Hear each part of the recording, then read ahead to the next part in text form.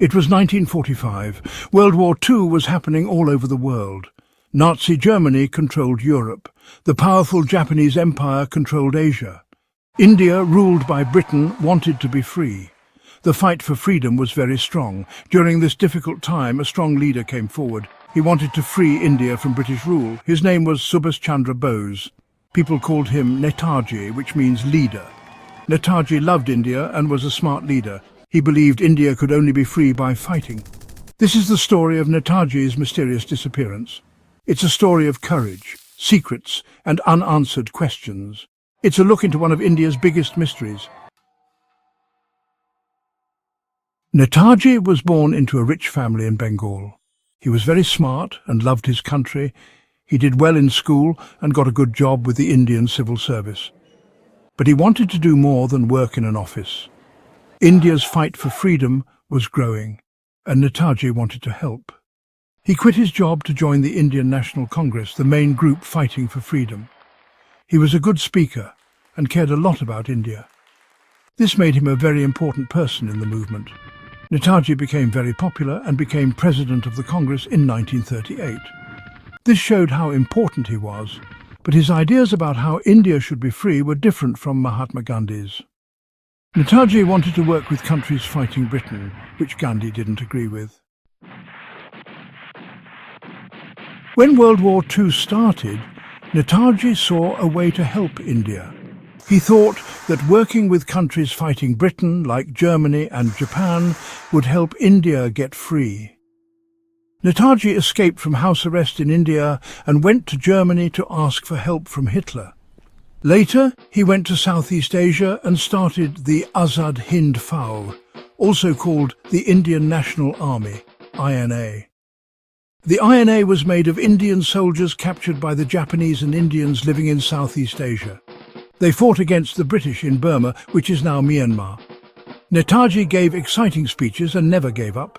This inspired his soldiers, and the INA won some battles. But the countries Netaji worked with started losing the war. On August 18, 1945, a few days after Japan surrendered, Netaji got on a plane in Taihoku, Formosa, which is now Taiwan. He was going to Manchuria to ask the Soviet Union for help. The plane never arrived. The official story is that Netaji's plane crashed soon after taking off from Taihoku. The crash caused a big fire, and everyone on the plane died, including Netaji. They say Netaji's body was badly burned and was cremated in Taihoku. His ashes were sent to Japan and are now at the Renkoji Temple in Tokyo.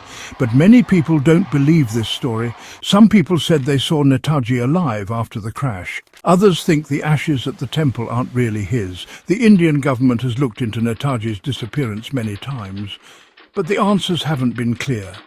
And this has led to many different theories. During the Cold War, a new theory came up. Some people thought Netaji wasn't killed in the crash, but was captured by the Soviet Union. Because Netaji didn't like the British and worked with countries fighting them, the Soviets might have wanted to help him.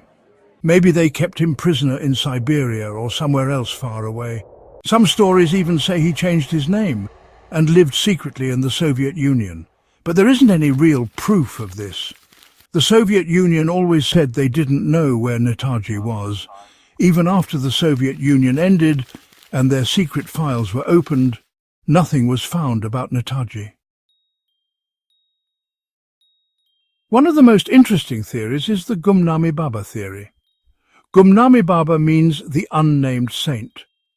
This theory says Netaji didn't want to be captured after the war, so he came back to India in disguise and lived as a holy man. Gumnami Baba lived in Faizabad in the 1970s. He lived a simple life and didn't talk to many people. But some people close to him said he was really Netaji. They said he looked a lot like Netaji, knew a lot about India's history, and had things that belonged to Netaji, like letters, photos, and even a typewriter. Some people who study handwriting said Gumnami Baba's writing was the same as Netaji's. But other people don't believe this theory. We still don't know what happened to Netaji. There isn't enough evidence, and the different stories make it very confusing. It is one of India's biggest mysteries. Did Netaji die in the plane crash?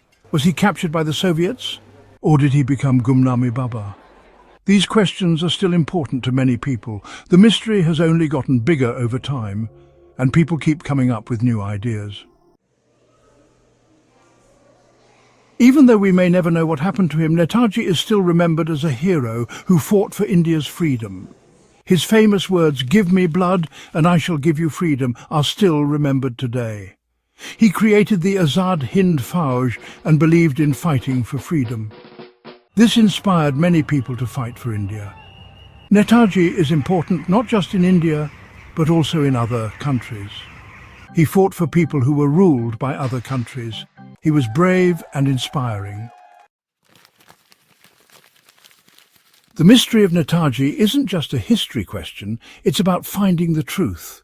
It's a story that interests people all over the world. Finding the truth can be hard, but it's important. By learning about the past, we can understand ourselves and the world better. What do you think happened to Netaji? Share your ideas and theories with us. Maybe together we can find the truth.